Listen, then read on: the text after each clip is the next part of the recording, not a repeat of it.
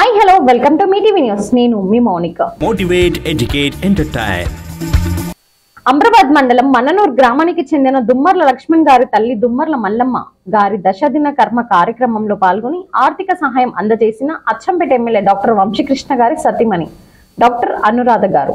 పంట రుణాల మాఫీపై సీఎం రేవంత్ రెడ్డి కీలక ప్రకటన చేశారు. ఆగస్టు 15 నాటికి 2 లక్షల రుణమాఫీ చేస్తానని స్పష్టం చేశారు. ఏకకాలంలో 2 లక్షల రుణమాఫీ చేస్తానని, ఈ విషయంలో వెనక్కి తగ్గేదే లేదని తేల్చి చెప్పారు.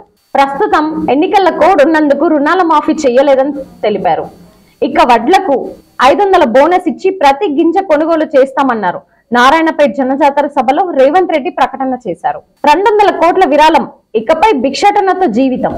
గుజరాత్ కు చెందిన దంపతులు 200 కోట్ల ఆస్తిని విరాళంగా ఇచ్చారు.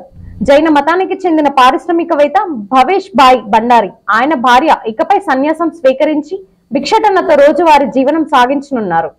ఈ దంపతులకు కుమారుడు కుమార్తె ఉండగా వారు 2022లోనే సన్యాసం స్వీకరించారు. వారి నిర్ణయం దంపతులను తీవ్రంగా ప్రభావితం చేసింది. ఏప్రిల్ 22న భావేష్ భాయ్ దంపతులు సన్యాసం స్వీకరించనున్నారు. Thanks for watching. చూస్తూనే ఉండండి మీ టీవీ న్యూస్.